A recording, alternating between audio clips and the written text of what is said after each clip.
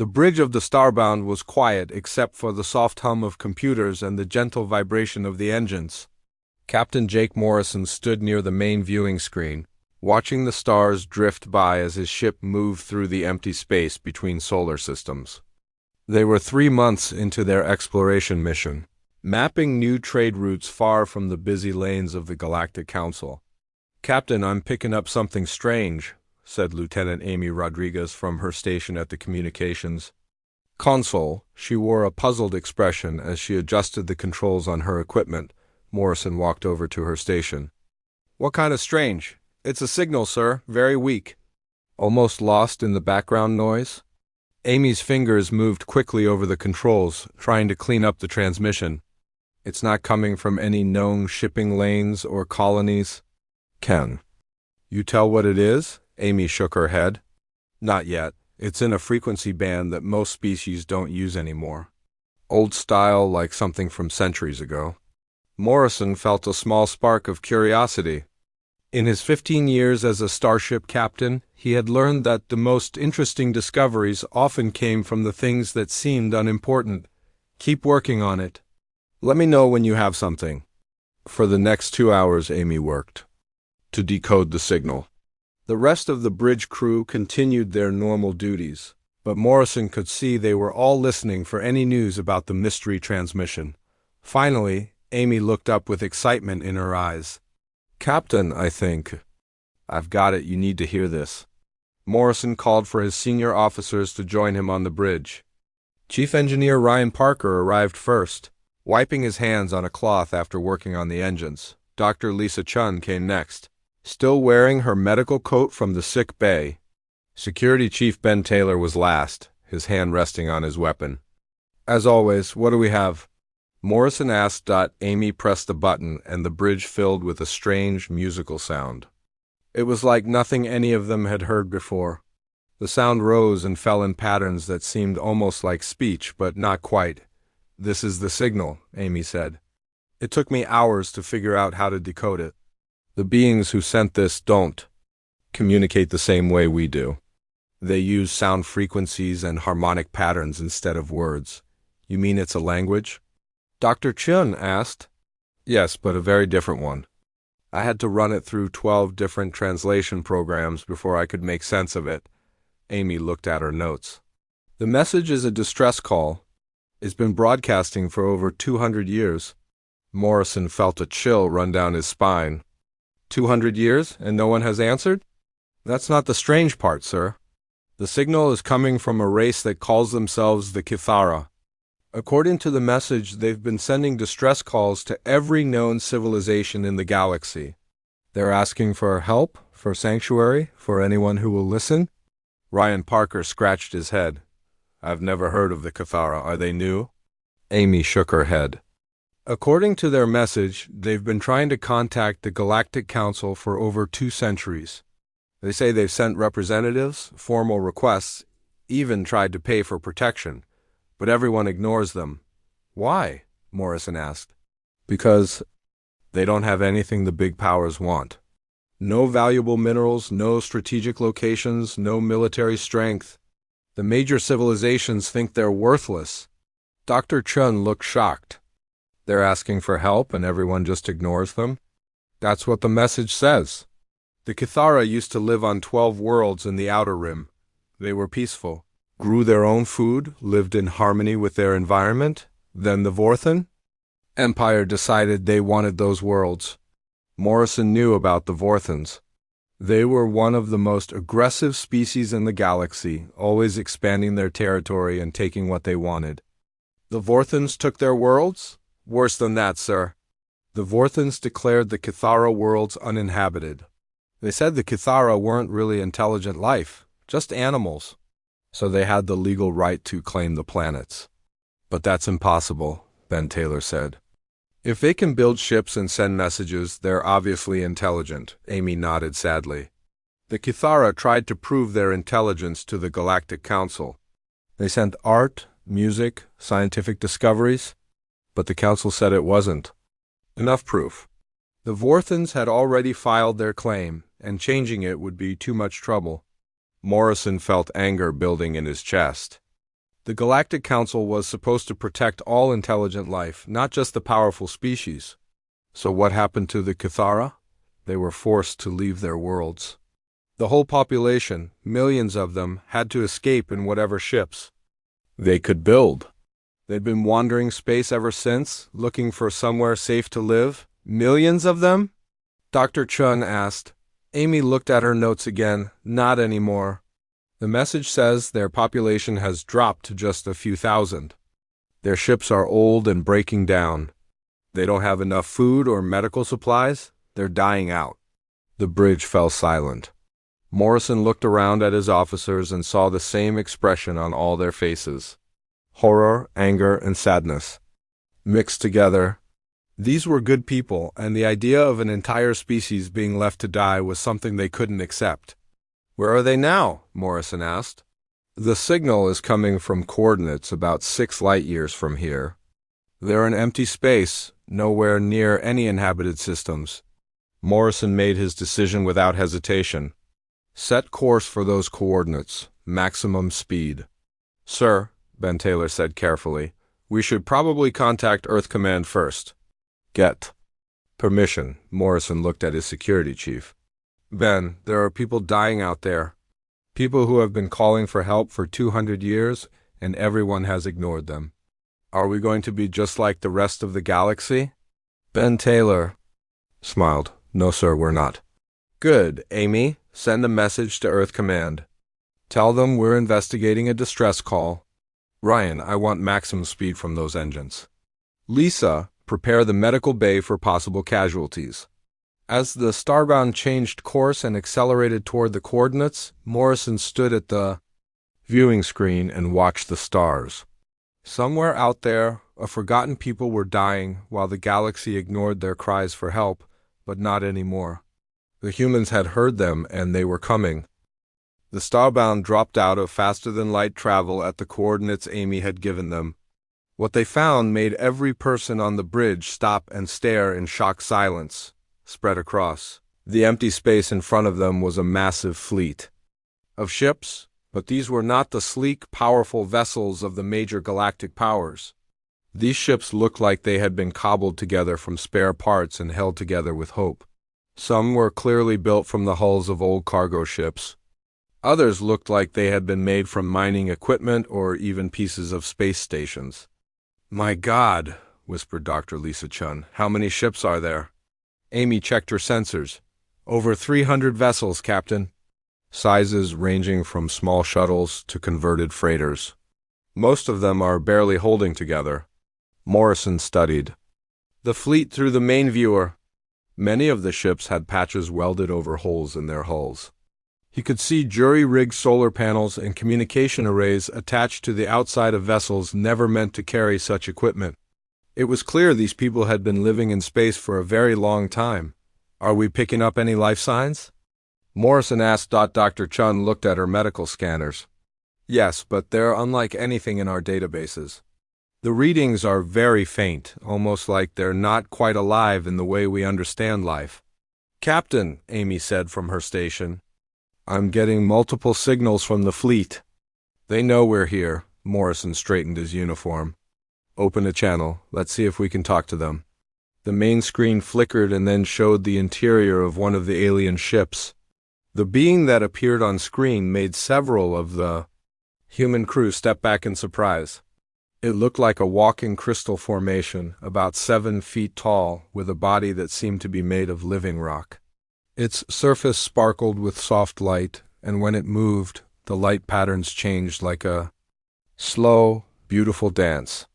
I am Elder Zenth-Ka of the Cathara, the being said in a voice that sounded like wind chimes mixed with distant thunder. We have received your transmission. You said you heard our call for help. Morrison stepped forward. I am Captain Jake Morrison of the Earthship Starbound. We intercepted your distress signal and came to investigate. We understand you've been asking for help for a long time. The crystal being's light patterns shifted, and Morrison somehow sensed great sadness in the change. 237 years, Captain Morrison. We have sent messages to every known civilization. We have pleaded with the Galactic Council. We have offered to work, to serve, to give whatever we have in exchange for a safe place to live, but no one will listen. Dr. Kate Williams, the ship's xenobiologist, had joined them. On the bridge, she studied the alien with professional interest. Elder Zenthka, may I ask what happened to your people? The light patterns on the elder's body grew dimmer. We lived on 12 worlds in what you call the Outer Rim. Beautiful worlds, Captain. We spent thousands of years turning barren rock into gardens that could feed entire systems. Our cities were grown from living crystal, in harmony with the planets themselves. What happened? Morrison asked, though he already suspected the answer. The Vorthans came. They said our worlds were uninhabited because they could not detect our life signs with their crude sensors. When we tried to communicate with them, they declared us to be animated minerals without true intelligence. They claimed our worlds under galactic salvage law. Commander Steve Jackson, Morrison's first officer, spoke up. Didn't the Galactic Council intervene? Elder Zenthka's form seemed to grow smaller. The Council said there was no proof we were truly intelligent. The Vorthans had already filed their claims and begun mining operations. To reverse the decision would require proof of our sentience that met Council standards. What kind of proof? Dr. Williams asked. We had to demonstrate original scientific discoveries, create art that other species could understand, and show evidence of complex social structures. We tried, Captain. We sent delegations to the Council worlds. We presented our music, our poetry, our scientific knowledge. But they said it was not enough. Morrison felt his anger growing. Not enough? You're talking to us right now. You built ships, you've survived in space for centuries. How is that not enough proof? Because we cannot make war, Elder Zenthka said simply. The Council recognizes intelligence primarily through military capability. We are a peaceful people. We have never built weapons, never conquered other worlds. In their eyes, this makes us less than truly intelligent. Amy looked up from her console. Captain, I'm reading massive system failures throughout their fleet. Life support is failing on dozens of ships. They're losing power, running out of food. And medical supplies. Double quotes. Dr. Chun checked her scanners again. I'm detecting thousands of Kithara in critical condition. Their biology is different from ours, but I can tell they're dying. Morrison looked at the elder on the screen. How many of you are left? When we fled our worlds, we numbered in the millions. Now we are less than 8,000. Each year. More of our ships fail. More of our people fade away. We estimate we have perhaps 10 years before the last of us joins the Great Silence. The bridge fell quiet except for the hum of the ship's systems. Morrison looked around at his crew and saw the same expression on every face. These were good people, and they could not stand by and watch an entire species die. Elder Zenthka, Morrison said, we're going to help you. The crystal being's light patterns changed dramatically, becoming brighter and more complex. You would do this, even though we have nothing to offer you? You don't need to offer us anything. You're people in need, and we have the ability to help. That's enough. Commander Jackson stepped closer to Morrison. Captain, shouldn't we contact Earth? Command first? Get official approval? Morrison nodded. You're right, Steve. Open a channel to Earth. It took 20 minutes to establish communication with Earth Command. Admiral Patricia Hayes appeared on screen, her expression serious. Morrison explained the situation, describing the Kithara's plight and their request for help. Admiral Hayes listened without interruption, but her expression grew more troubled with each detail. When Morrison finished, she was quiet for a long moment. Captain Morrison, she finally said, I understand your desire to help these people. But Earth is still a junior member of the Galactic Council. We cannot risk our position by interfering in what the Council considers resolved territorial disputes. Resolved? Morrison said. Admiral, an entire species is dying. I'm sorry, Captain. But the answer is no? You are ordered to continue your exploration mission and avoid any involvement with the Kithara situation. The transmission ended, leaving the bridge in heavy silence. Morrison looked at his crew, seeing disappointment and anger in their faces. But he also saw something else, determination. Well, Morrison said quietly, I guess we're going to have to make this decision ourselves. Commander Jackson nodded. I'm with you, Captain. Me too, said Dr. Chun. One by one, every member of the Ridge crew voiced their agreement. They would help the Cathara, regardless of orders from Earth.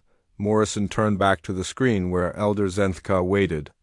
Elder, we're going to do everything we can to help your people. But I need you to understand something. By helping you, we're probably going to make some very powerful enemies. The crystal being's light patterns shifted into what Morrison somehow understood was gratitude. Captain Morrison, we have been forgotten by the galaxy for over 2 centuries.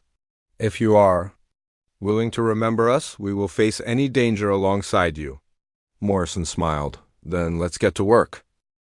Captain Morrison watched as the first group of Cathara refugees was carefully moved aboard the Starbound. The crystal beings were even more fragile than they appeared.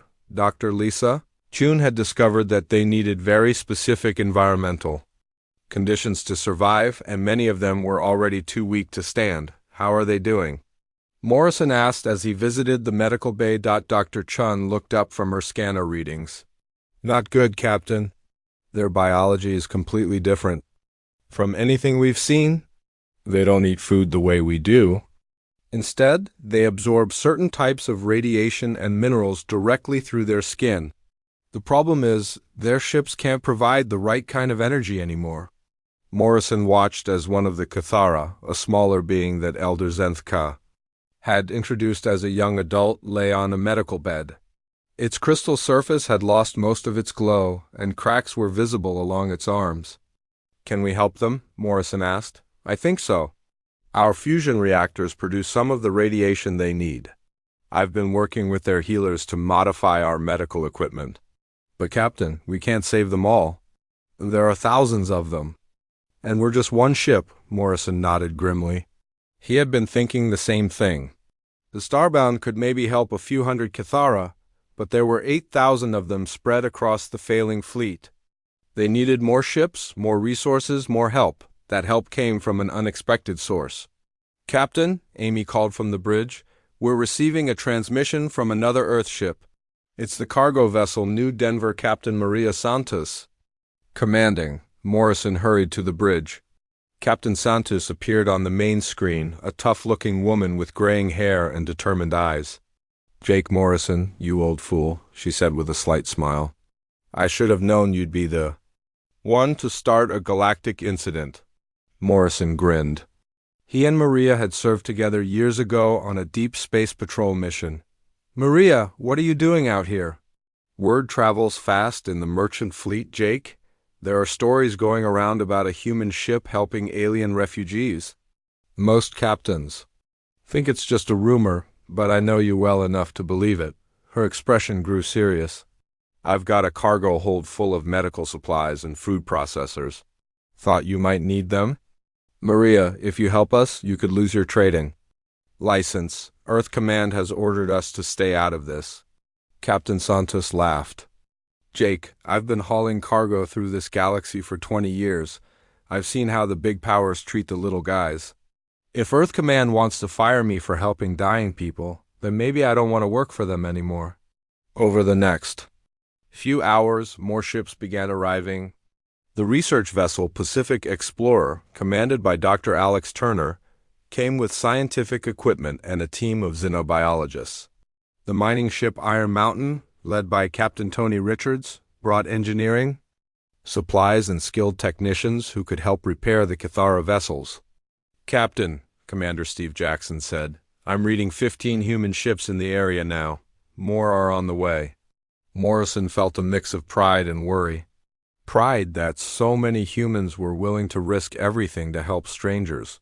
Worry about what this would mean for Earth's relationship with the Galactic Council. Dr. Kate Williams worked with the Cathara healers to set up proper medical facilities.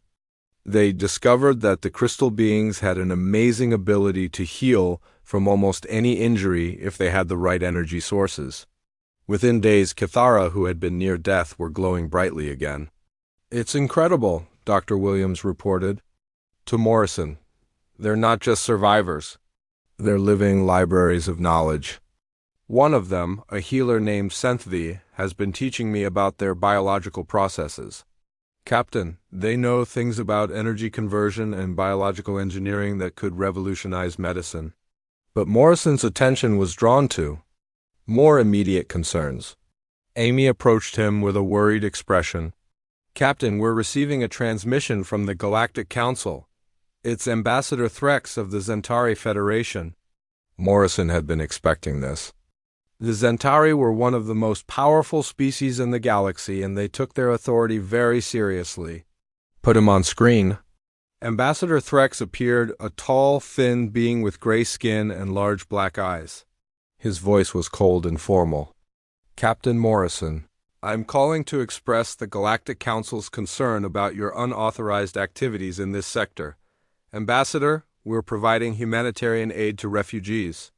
I wasn't aware this required council approval. The beings you call refugees are the subject of a resolved territorial dispute. The Vorthan Empire has legal claim to these entities under galactic salvage law. By interfering, you are violating interstellar law. Morrison felt his anger rising. Entities, Ambassador, these are living, intelligent beings. They're not salvage. The Council has determined that insufficient evidence exists to support claims of true intelligence. Until such evidence is provided, they remain the property of the Vorthan Empire. Property?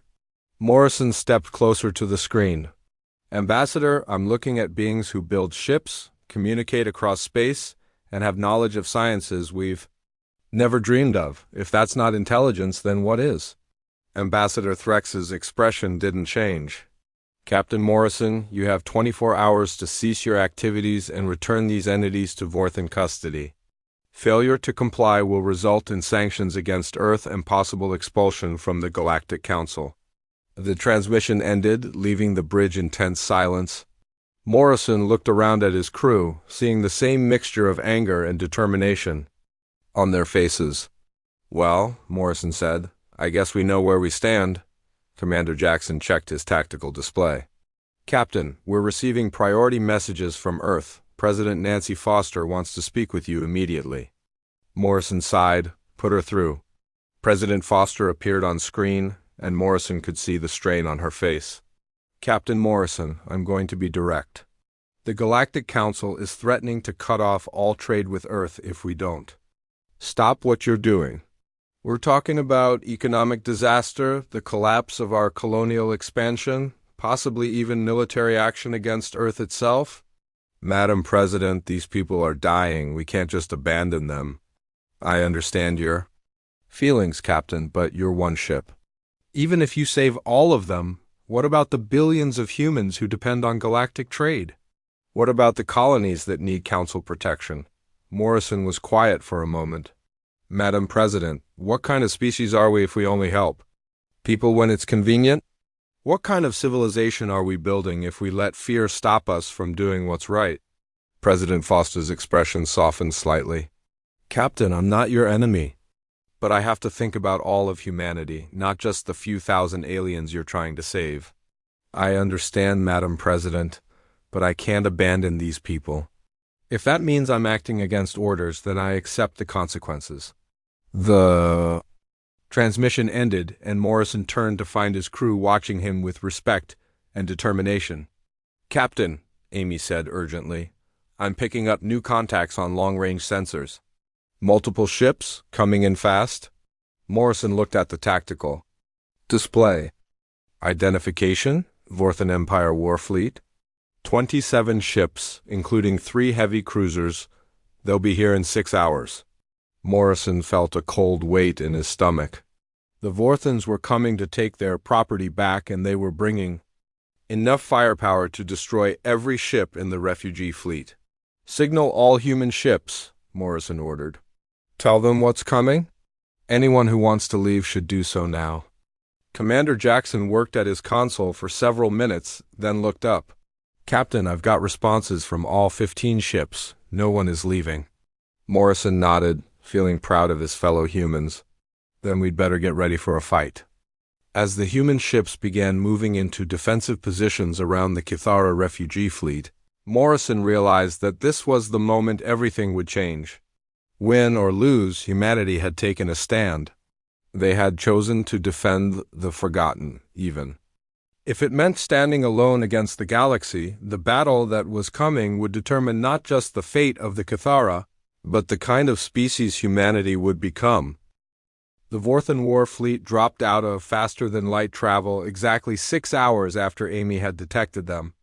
27 ships arranged themselves in a perfect battle formation, their dark hulls bristling with weapons. The lead ship, a massive, heavy cruiser, was twice the size of any human vessel in the area. Captain Morrison stood on the bridge of the Starbound, watching the enemy fleet through the main viewer. Behind him, the 15 human ships had formed a protective screen around the Cathara refugees. It was a brave sight, but Morrison knew they were completely outgunned. "Captain," Amy said from her station, "the Vorthan flagship is transmitting." "Put it on screen." The image that appeared made several of the human crew step back. The Vorthan commander was a massive creature, nearly 8 feet tall, with thick gray skin covered in natural armor plates. His eyes were small and cruel, and his mouth was filled with sharp teeth. "I am War Commander Gractus of the Vorthan Empire," the alien said in a voice like grinding stone. "You will immediately surrender the stolen property and withdraw from this sector." Morrison stepped forward. "Commander, these are not property. They are living beings under the protection of Earth ships." The Vorthan's laugh was a harsh, ugly sound. "Protection? You have 15 small ships. I have 27 warships. Your protection is meaningless." "Maybe," Morrison said. "But we're not moving," War Commander Gractus snarled. "Then you will. Die with the crystal vermin. All ships, attack formation. Destroy the human vessels and reclaim our property." The transmission ended and Morrison turned to his crew. "All stations, battle alert.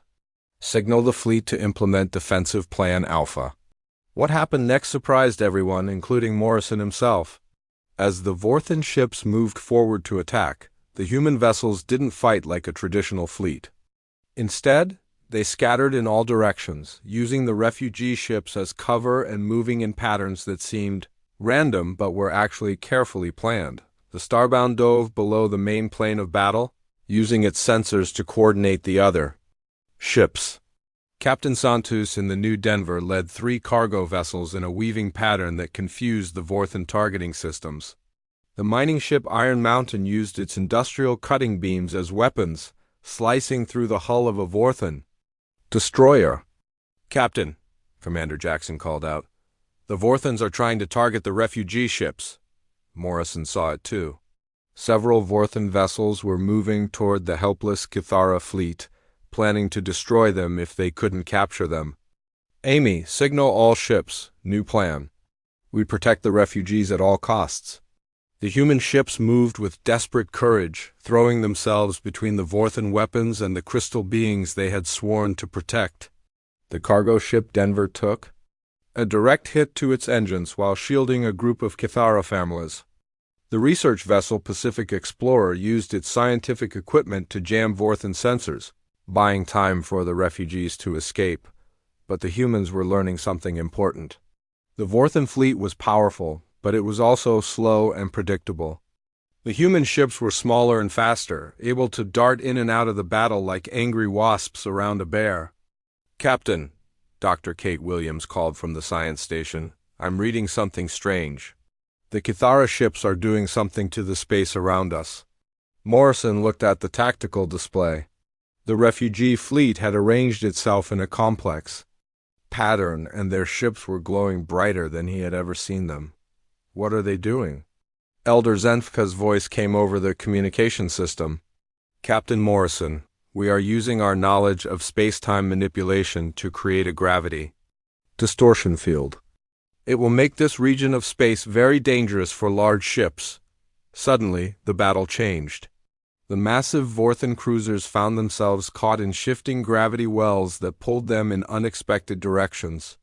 Their weapons couldn't target properly, and their formation fell apart as ships were dragged away from their intended positions. The human ships, being smaller and more maneuverable, were able to navigate the distorted space much better. They pressed their advantage, using the confusion to attack the Vorthan fleet from unexpected angles. "This is incredible," Dr. Williams reported. "The Kithara are showing us science we never imagined. They're manipulating gravity itself." But the real surprise came from outside the battle. Amy looked up from her station with amazement. "Captain, I'm receiving transmissions from across the galaxy. The news of our fight with the Vorthans is spreading." Morrison divided his attention between the battle and the incoming messages. "What?" he heard made his heart race with hope. "Captain Morrison, this is Captain Vexna of the Epsilon Collective. We are sending ships to assist you. Human fleet, this is the Wanderer vessel Stardrifter. We stand with you against Vorthan aggression. To the brave humans defending the Forgotten, this is the Methane Republic. We offer our support." Amy's voice was filled with excitement. "Captain, I'm reading over 50 ships from minor species throughout the galaxy. They're all heading toward our position." Morrison realized what was happening. For the first time in centuries, someone had stood up to the major powers on moral grounds. The smaller species, the ones who had been ignored and pushed around by the Galactic Council, were finally seeing someone fight back. War Commander Gractuz appeared on screen again, his expression furious. "What trickery is this? How are you manipulating our ships?" "It's not trickery," Morrison replied. "It's science. The Kithara are showing us knowledge that could benefit the entire galaxy. Knowledge that you are going to destroy." The Vorthan commander's eyes narrowed. "Impossible. The crystal vermin have no intelligence. They are just animated rocks." "Then how do you explain what's happening to your fleet?" Morrison was right to ask. The Vorthan ships were in complete disarray. The gravity distortions created by the Kithara were causing their weapons to miss their targets and their ships to drift into each other. Several smaller Vorthan vessels had collided, and the flagship was spinning helplessly in a gravity well. Dr. Williams was recording everything. "Captain, what we're seeing here could change our understanding of physics. The Kithara don't just live in harmony with their environment, they can actually control the fundamental forces of nature." Elder Zenthka's voice came over the communication. "System again. Captain Morrison, we offer this knowledge freely to any species that will help the forgotten and oppressed. We have spent millennia learning to work with the universe instead of fighting against it." The battle turned into a rout. The Vorthan fleet, caught in the gravity distortions and harassed by the nimble human ships, began to retreat. "War Commander." Gractuz made one last threat before his ships jumped to faster-than-light speed. "This is not over, humans. The Galactic Council will hear of this. You will pay for your interference." As the Vorthan ships disappeared, Morrison looked around at his crew. They had done something that seemed impossible.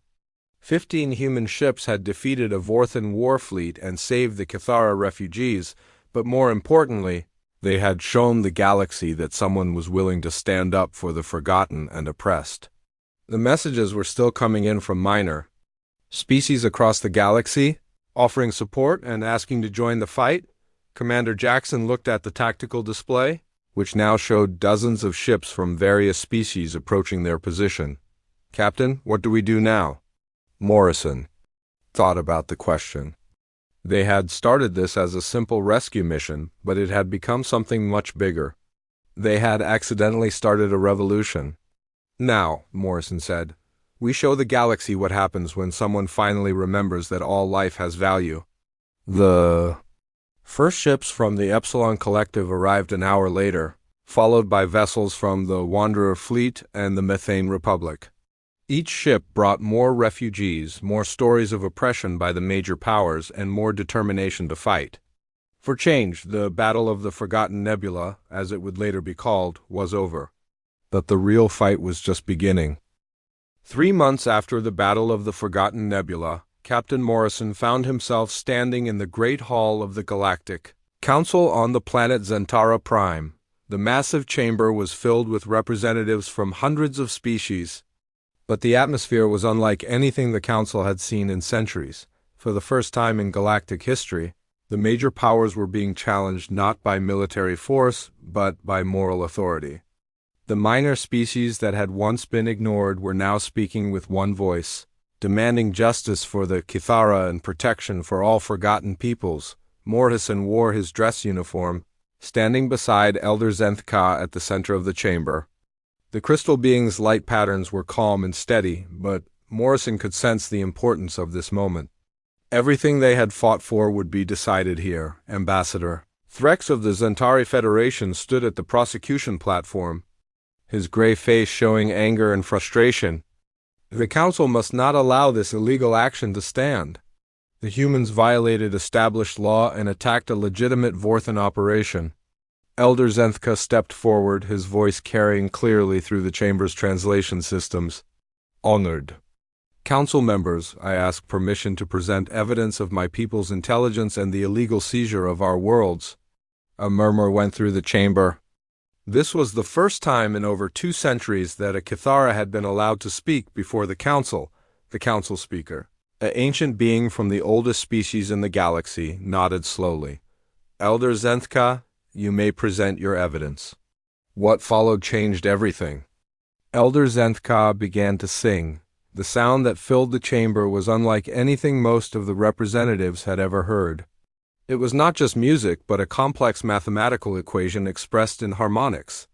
As the elder sang, holographic displays throughout the chamber began showing the gravity manipulations that had defeated the Vorthan fleet. Dr. Kate Williams, who had been granted permission to assist, stepped forward. Honored Council, what you are hearing is the Kithara method of scientific communication. They don't write equations on paper like we do. They sing them into reality. The song continued, and the displays showed more wonders. The terraforming techniques that had turned barren worlds into gardens. The biological processes that could clean polluted atmospheres. The energy systems that worked in harmony with natural forces instead of fighting against them. When Elder Zenthka finished singing, the chamber was completely silent. Even Ambassador Threx looked stunned. Morrison stepped forward.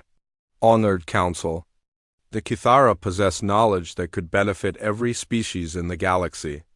They offer to share this knowledge freely with any civilization that will help protect the forgotten and oppressed.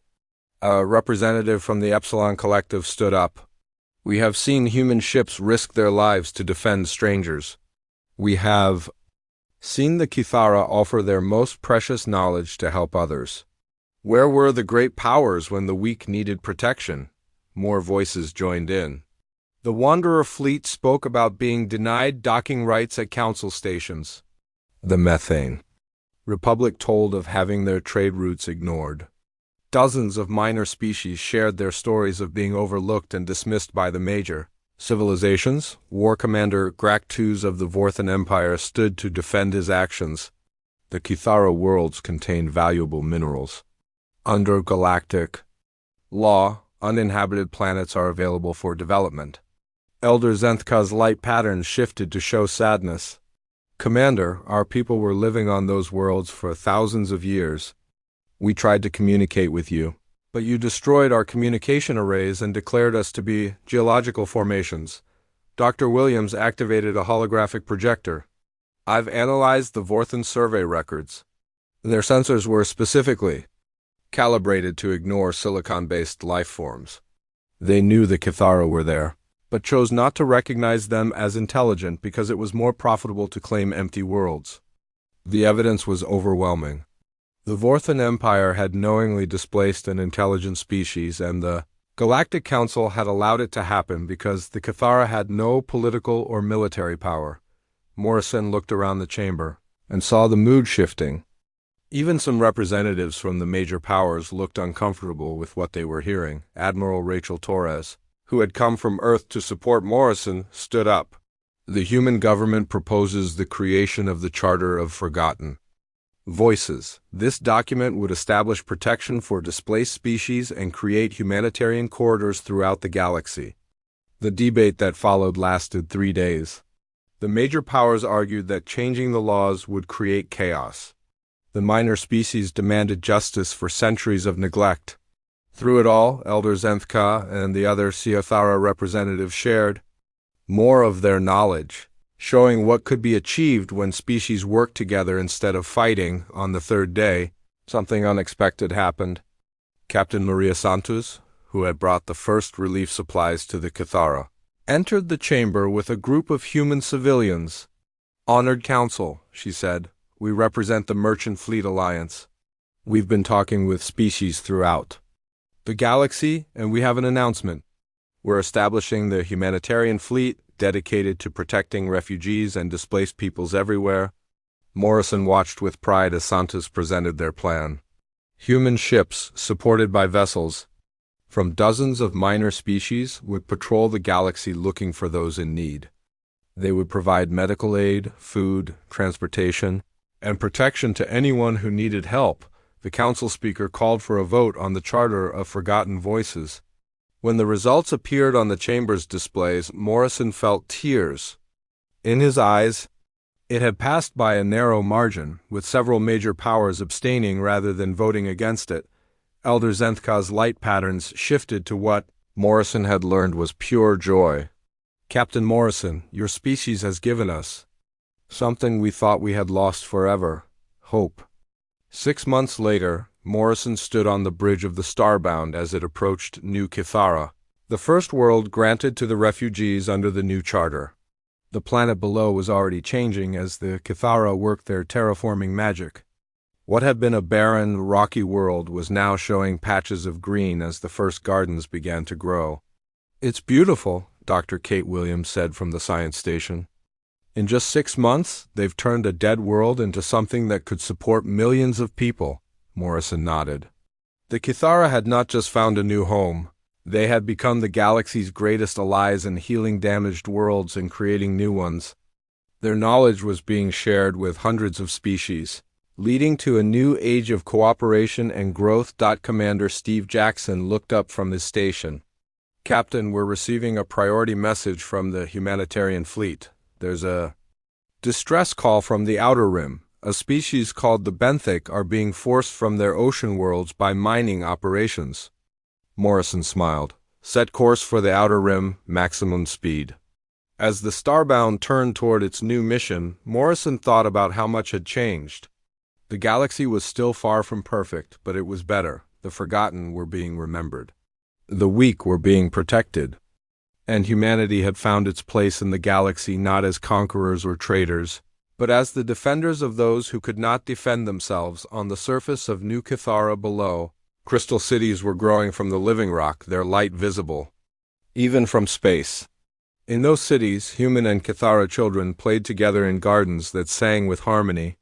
It was a sight that would have been impossible just a year ago. Elder Zenthka had been right. The humans had given the Cathara hope. But in return, the Cathara had given humanity something just as valuable. They had shown them that the greatest power in the galaxy was not weapons or wealth, but the willingness to remember that every life had value, no matter how small or forgotten it might seem. The stars ahead looked brighter somehow, full of promise and possibility. Somewhere out there, someone was calling for help, and the humanitarian fleet would answer. The age of the forgotten was over. The age of remembering had begun.